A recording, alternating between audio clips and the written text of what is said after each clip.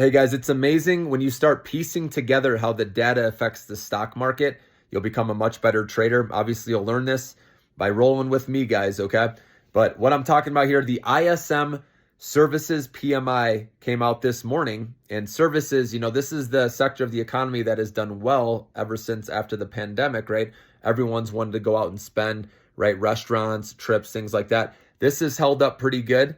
Now, it's a little too hot right now. The number today came out at 54.9, okay, for the PMI, services PMI, whereas they were expecting consensus was only 51.7.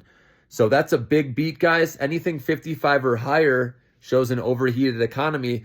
And so when you looked at that, if you're watching that piece of data, for example, you could see why the IWM, which tracks the Russell 2000 small cap stocks, why that dropped is because with a hotter economy, that means the Fed doesn't need to cut rates as much.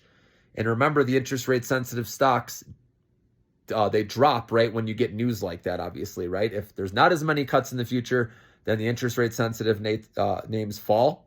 And then if there are the odds go up for more cuts, right? Then they go up. So that's how you have to, associate the two. Okay. So that's why I knew right away at that point that the IWM was going to drop. Sure enough, it went from 217 bucks a share to 215.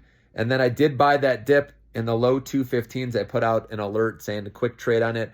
I'm going to play it into tomorrow as long as data comes in. So in line with expectations would be nice. Actually, slightly weaker, okay, would be okay. Like I don't want it to be too weak, right? Because then people immediately want to go to, recession, right? It's not a cool down anymore, right? It's a correction, or we're, going into a recession. People immediately want to jump to that. So that's why if it could just be a little bit less, that'd be ideal for those interest rate sensitive stocks, because then the market will think, okay, we do need cuts, right? Because jobs now showed weaker, right, growth. So just remember that, guys. That's why if you can tie what's going on with the data to the stock market in certain sectors, right, it's going to help you be a much better trader. And again, I'm here to help you with that.